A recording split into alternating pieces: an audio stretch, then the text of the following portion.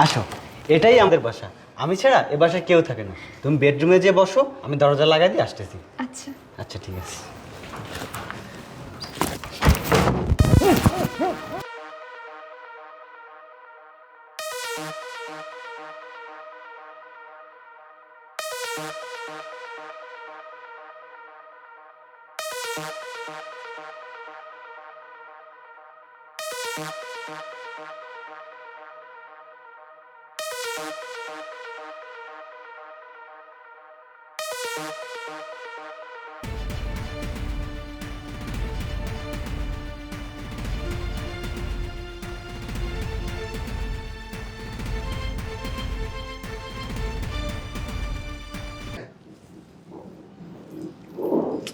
উফ, সে কখন বললো দরজা বন্ধ করে আসতেছি। দরজাও তো দেখছি বন্ধ, কিন্তু ওনারই তো কোনো খবর নেই।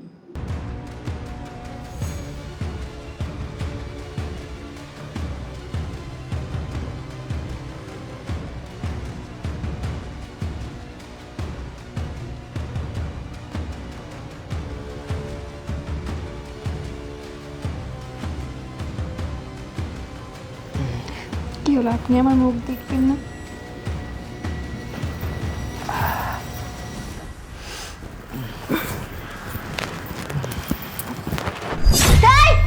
আপনি কে? উঠুন, আরে উঠুন বলছি। হ্যাঁ, কে আপনি? আর আমার রুমে আপনি কি করছেন? হেই, আমি কে মানে? আমি তোমার স্বামী। হেই, আপনি আমার স্বামী মানে আপনি কি আমার সঙ্গে ফাইজলামি করেন?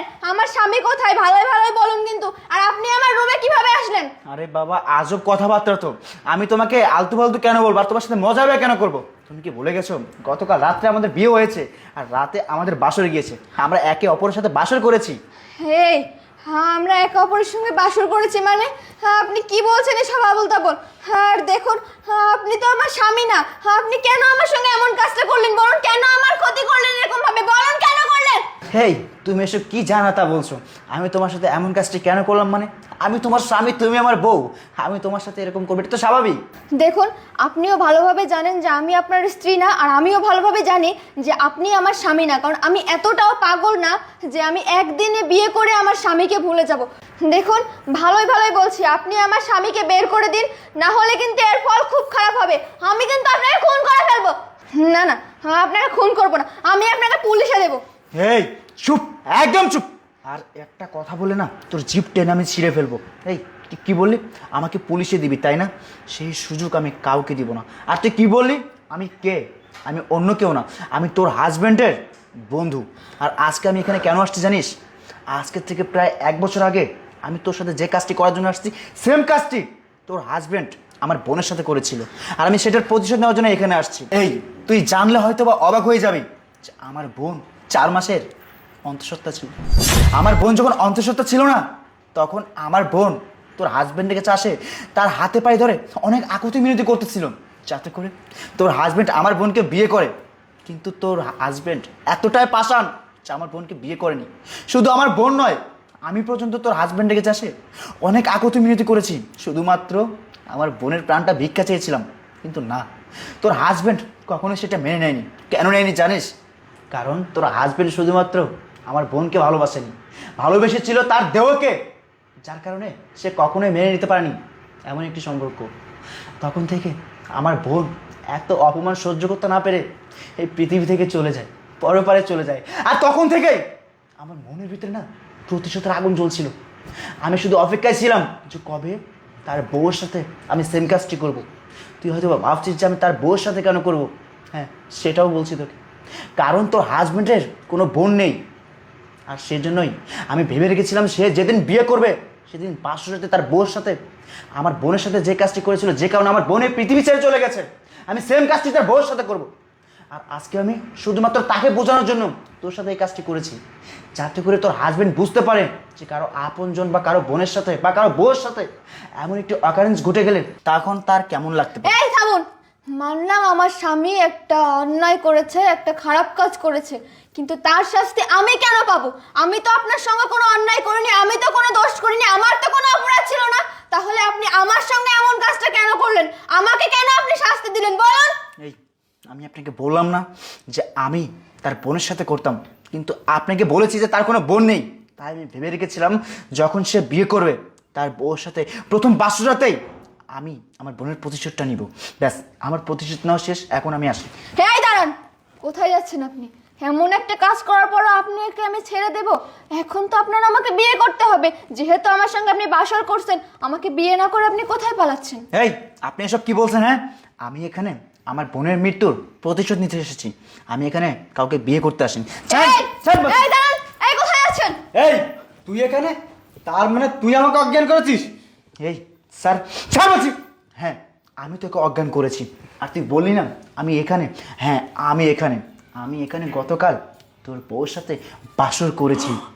কি তোর এত বড় সাহস, তুই আমার বউয়ের সাথে বাসর করেছিস? এই তুই না আমার বন্ধু, তাহলে এমন একটা নিকৃষ্ট কাজ কিভাবে করতে পারলি? এই তোর বিবেকে কি একটু বাধা দিল না? এই চুপ, একদম চুপ। কি বললি তুই? বিবেক? আরে বেমান, তোর এই বিবেক সেদিন কোথায় ছিল? সেদিন তুই আমার বোনের সাথে সেম কাজটি করেছিলি, আর আমার বোন 4 মাসের অন্তঃসত্ত্বা ছিল। তুই তো এটা ভালো করেই জানিস। এটা জানার পরে আমার বোন তোর কাছে এসে তোর হাতে পায়ে ধরে অনেক আকুতি মিনতি করে কান্না করতেছিল যাতে করে তুই আমার বোনকে বিয়ে করিস। কিন্তু তোর মন এতটাই পাষাণ যে তুই আমার বোনকে বিয়ে করতে চাচ্ছিস না। আর শুধু আমার বোন নয়, আমি পর্যন্ত তোর কাছে এসেছিলাম, তোকে আমি বারবার করে বোঝানোর চেষ্টা করেছিলাম, বন্ধু একটা ভুল করে ফেলেছিস, হয়তো বা আমার বোন করেছে না তো তুই করেছিস, আর দুজনের মধ্যেই তো ভুল হয়েছিল। তোকে আমি বুঝিয়েছি বারবার, বন্ধু প্লিজ তুই আমার বোনটাকে বিয়ে কর। আমার বোনের প্রাণ তোর কাছে আমি ভিক্ষা চাইছিলাম, কিন্তু তুই আমার কথা পর্যন্ত শুনিসনি। এই সেদিন তোর বিবেক কোথায় গিয়েছিল? আজকে তুই কোন মুখ দিয়ে বিবেকের কথা বলছিস? তুই জানিস আমার বোনকে তুই না মেনে নেওয়ার জন্য আমার বোন এত অপমান সহ্য করতে পারেনি রে ভাই। আমার বোন এত অপমান সহ্য করতে না পেরে এই পৃথিবী ছেড়ে চলে যায়, পরপারে চলে যায়। আর সেদিন থেকেই আমার মনের ভিতরে না প্রতিশোধের আগুন জ্বলছিল। আমি অপেক্ষায় ছিলাম যে কবে তুই বিয়ে করবি আর তোর বউর সাথে আমি সেম কাজটি করব। আমি কেন তোর বউর সাথে সেম কাজটি করেছি জানিস? কারণ তোর তো বোন নেই, আর তুই তো বুঝিস না যে একটা বোন হারা ভাইয়ের মনে কতটা কষ্ট, কতটা যন্ত্রণা। আমি শুধুমাত্র তোকে বোঝাতে চেয়েছিলাম যে একটা ভাই যখন একটা বোনকে হারায় অনেক কষ্ট থাকে, অনেক যন্ত্রণায় থাকে। তুই জানিস আমার বোনকে আমি ছোটোবেলা থেকে নিজের হাতে লালন পালন করে বড় করেছি। আমার বোনকে না কখনো আমি কষ্ট বুঝতে দিইনি, আমার বোনের গায়ে একটা বাঁচি পর্যন্ত বসতে দিইনি। সবসময় আমার বোনকে আমি বুকে নিয়ে আগলে রাখছি। তোর কারণে আমার সেই বোনটা করেছে, পৃথিবীর মায়া ছেড়ে চলে গেছে। এই আপনি থামুন, কাকে বোঝাচ্ছেন আপনি? এই অমানুষটাকে বুঝিয়ে কোনো লাভ নেই, কারণ একে বোঝানো আর পাথরকে বোঝানো সমান কথা। আর সজীব, তুই যে এরকম একটা নিকৃষ্ট মনের মানুষ আমি কোনোদিন স্বপ্নেও ভাবতে পারি নাই। তুই তো বিয়ের আগে আমার কাছে এত লয়াল শাস্তি, এত ভালো শাস্তি, কই একটাবারও তো আমাকে বলিস নাই কখনো যে এরকম একটা মেয়ের সঙ্গে তোর সম্পর্ক ছিল বা তার পেটে তোর সন্তান ছিল। তুই শুধু একটা মেয়ের জীবন নষ্ট করিস নাই, দুইটা খুন করছিস। তুই একটা খুনি, একটা অনাগত সন্তান পৃথিবীর আলো দেখার আগেই তুই তাকে মেরে ফেলেছিস। না না, তোর মতো জঘন্য মানুষের সাথে না কখনো সংসার করা যায় না। এই চুপ থাক, আমি না হয় খারাপ, তুই তো অনেক ভালো, তাহলে তুই একটা অন্য ছেলের সাথে রাত কাটালে কিভাবে? চুপ, তোর থেকে এর থেকে বেশি না আর কোনো কিছুই আমার এক্সপেকটেশন নেই, কারণ তোর মতো নিচু মন মানসিকতার মানুষ এর থেকে বেশি কিছু ভাবতেই পারে না। এই ও আমার সঙ্গে কালকে রাতে ছিল এই বাসায়, ঠিক আছে, কিন্তু ওর সঙ্গে না আমি রাত কাটাইনি, ওর সঙ্গে আমি বাসর করিনি। কি করেছে শুনবি? কি করেছিস বল? শোন তাহলে। এই শোনুন, কে আপনি? হ্যাঁ, আপনি আমার রুমে কি করছেন? আপনি এখানে কিভাবে আসলেন? আমার হাজবেন্ড কোথায়? আরে তুমি কি পাগল হয়ে গেছো? আমি কে মানে? আমি তোমার হাজব্যান্ড। এই পাগল, তোমার কি মনে নেই কিছুক্ষণ আগে আমাদের বিয়ে হয়েছে আর আজকে রাতে আমাদের বাসর রাত? এই কি সব উল্টাপাল্টা কথা বলতেছেন আপনি? আর কিছুক্ষণ আগে আপনার সঙ্গে আমার বিয়ে হয়েছে মানে? হে, আপনার কি মাথা খারাপ হয়ে গেছে? আপনার সঙ্গে তো আমার বিয়ে হয়নি, আপনাকে তো আমি বিয়ে করি না। আমার হাজবেন্ড কোথায়? সত্যি করে বলুন, আমার হাজবেন্ড কোথায়? আপনি কে? হেই, তুমি কি পাগল হয়ে গেছো? তোমার কি মাথা নষ্ট হয়ে গেছে? আমি তোমার স্বামী না মানে তুমি কি সব আবল তাবল বলছো? হ্যাঁ, হেই, আবল তাবল আমি বলছি না, আবল তাবল আপনি বলছেন, কারণ আমার স্বামীকে আমি খুব ভালো করেই চিনি। আর আমি এতটাও পাগল না যে বিয়ে করার সাথে সাথে আমি আমার স্বামীর চেহারা ভুলে যাব, আমি আমার স্বামীকে ভুলে যাব। আপনি সত্যি করে বলুন, আপনি কে আর আপনি কোন ধান্দা নিয়ে, কোন উদ্দেশ্য নিয়ে এখানে এসেছেন বলুন। এই চুপ, একদম চুপ। শুনতে চাও? শোনো তাহলে। আমি তোমাকে বলি যে তোমার হাজবেন্ড না, সে আমার বন্ধু, আমি অন্য কেউ না, আমি তারই বন্ধু। আজকে তোমার সাথে আমি যে কাজটি করতে আসছি না, সেম কাজটি প্রায় আজকে থেকে 1 বছর আগে তোমার হাজবেন্ড আমার বোনের সাথে করেছিল, আর আমি সেটার প্রতিশোধ নেওয়ার জন্যই এখানে আসছি। শুনতে চাও কেন প্রতিশোধ নিতে চাই? কারণ তুমি জানলে অবাক হয়ে যাবে যে আমার বোন 4 মাসের অন্তঃসত্ত্বা ছিল। আমার বোনের পেটে তোমার হাজবেন্ডের বাচ্চা ছিল।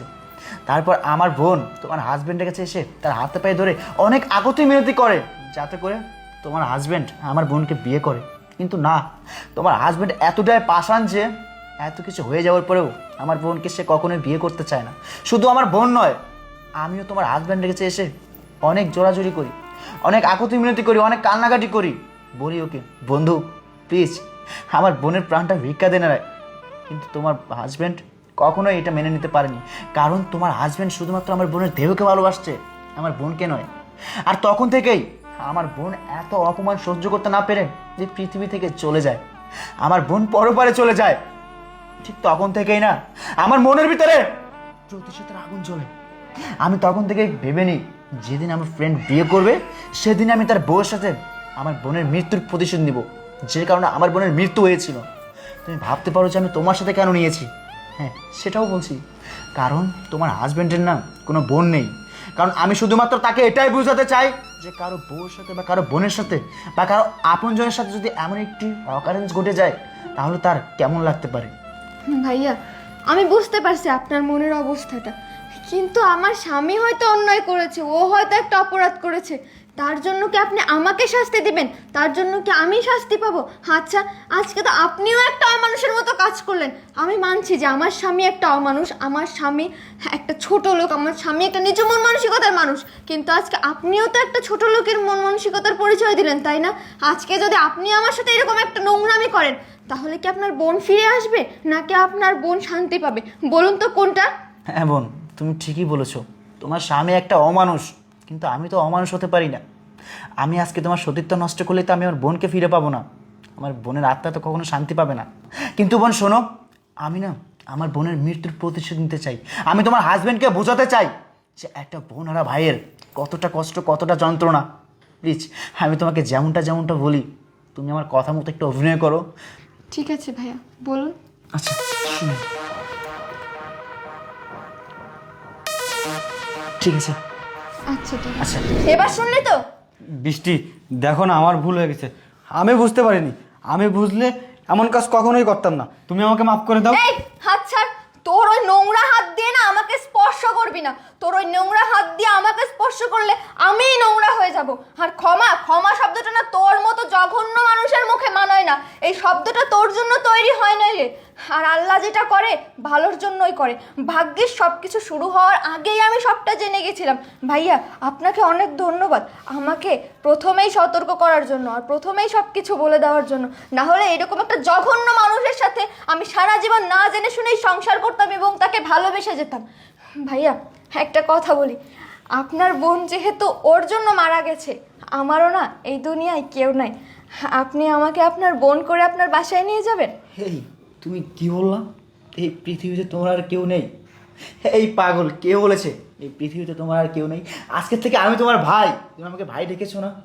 আমার এক বোন মারা গেছে, আমি অন্য একটা বোনকে পেয়েছি, আজকের থেকে তুমি আমার বোন হয়ে বেঁচে থাকবে। চলো বোন। ঠিক আছে ভাইয়া, চলুন। এই বৃষ্টি, শুনো, যেও না বৃষ্টি।